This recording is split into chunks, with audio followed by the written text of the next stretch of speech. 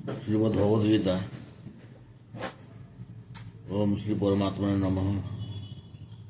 अथ पंचम अध्याय कर्म संन्यास योग।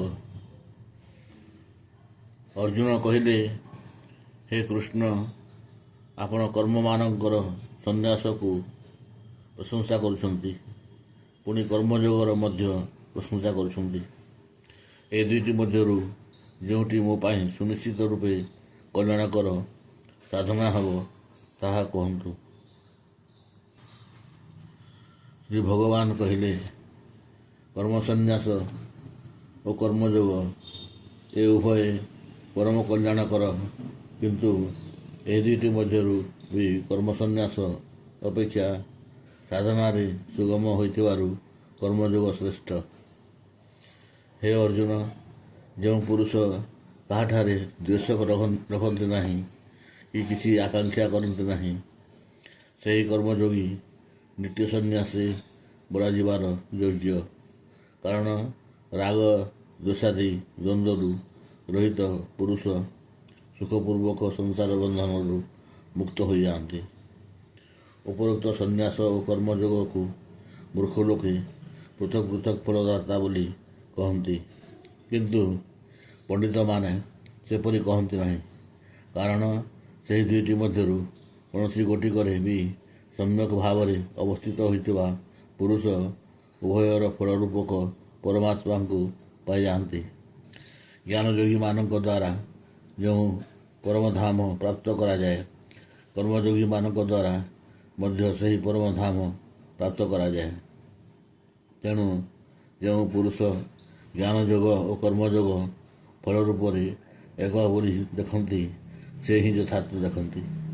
किंतु हे अर्जुन, कर्मयोग बिना संन्यास अर्थात मन, इंद्रिय और शरीर द्वारा होउथुवा सकल कर्म कर्तापण त्याग करिपारिबा कठिन एवं भगवत स्वरूप मनन करुथुवा कर्मयोगी परम ब्रह्म परमात्मा को शीघ्र ही पाई जाती।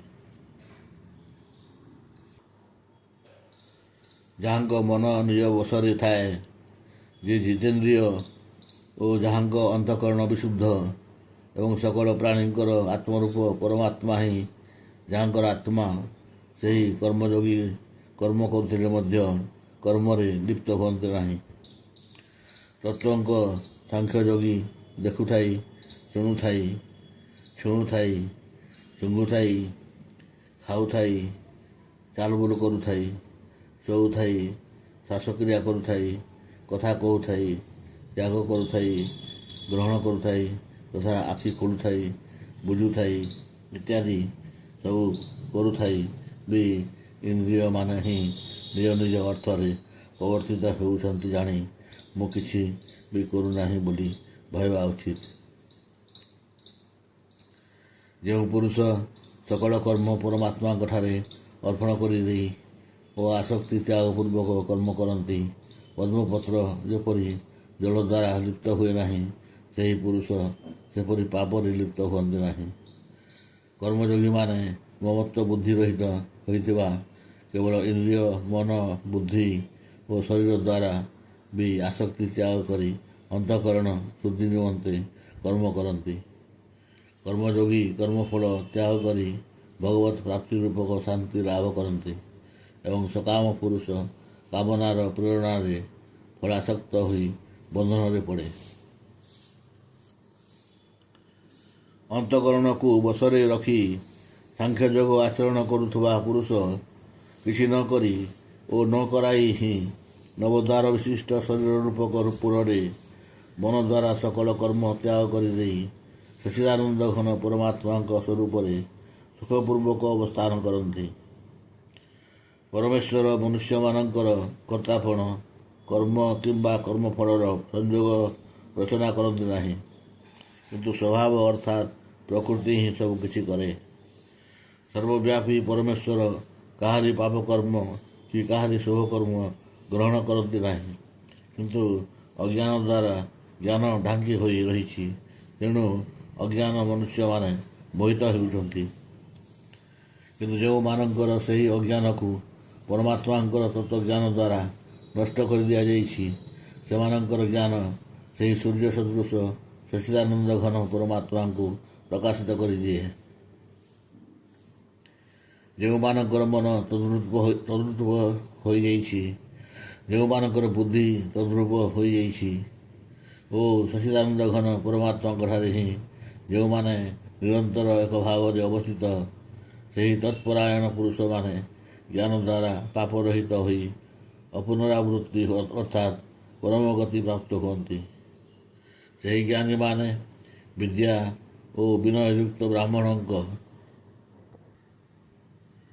ଠାରେ ତଥା ଗୋହସ୍ତି, କୁକୁର ଏବଂ ଚାଣ୍ଡାଳଠାରେ ମଧ୍ୟ ସମଦର୍ଶୀ ହୋଇଥାନ୍ତି। ଯେଉଁମାନଙ୍କ ମନ ସମଭାବରେ ଅବସ୍ଥିତ, ସେମାନଙ୍କ ଦ୍ୱାରା ଏହି ଜୀବିତ ଅବସ୍ଥାରେ ହିଁ ସମଗ୍ର ସଂସାର ବିଜିତ ହୋଇଥାଏ।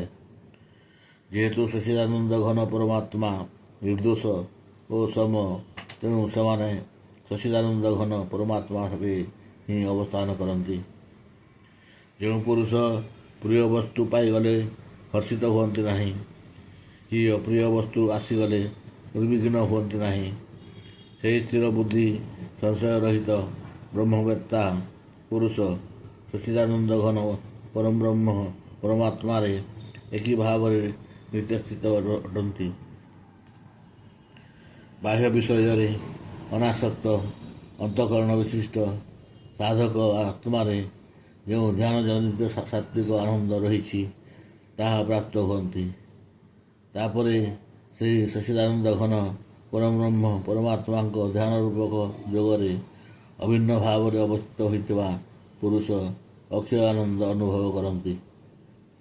ଇନ୍ଦ୍ରିୟ ତଥା ବିଷୟମାନଙ୍କ ସଂଯୋଗରୁ ଯେଉଁ ଭୋଗ ସବୁ ଉତ୍ପନ୍ନ ହୁଏ, ସେସବୁ ବିଷୟୀ ପୁରୁଷମାନଙ୍କୁ ସୁଖରୂପ ପ୍ରତୀତ ହେଉଥିଲେ ବି ଦୁଃଖର ହିଁ କାରଣ ଅଟେ ତଥା ଆଦି ଅନ୍ତବିଶିଷ୍ଟ ଅର୍ଥାତ୍ ଅନିତ୍ୟ ଅଟେ। ହେ ଅର୍ଜୁନ, ତେଣୁ ବୁଦ୍ଧିମାନ ବିବେକୀ ପୁରୁଷ ସେଥିରେ ରତ ହୁଅନ୍ତି ନାହିଁ।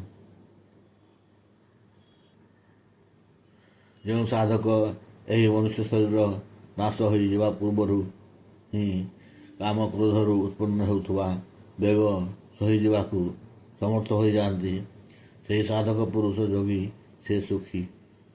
ଯେଉଁ ପୁରୁଷ ବ୍ରହ୍ମ ଭିନ୍ନ ଅନ୍ୟ କିଛି ନାହିଁ ବୋଲି ନିଶ୍ଚୟ କରି ସର୍ବବ୍ୟାପୀ ଅନ୍ତରାତ୍ମାରେ ହିଁ ସୁଖ ଲାଭ କରନ୍ତି, ଆତ୍ମାରେ ରମଣ କରନ୍ତି, ଆତ୍ମାରେ ହିଁ ଜ୍ଞାନ ଅନୁଭବ କରନ୍ତି,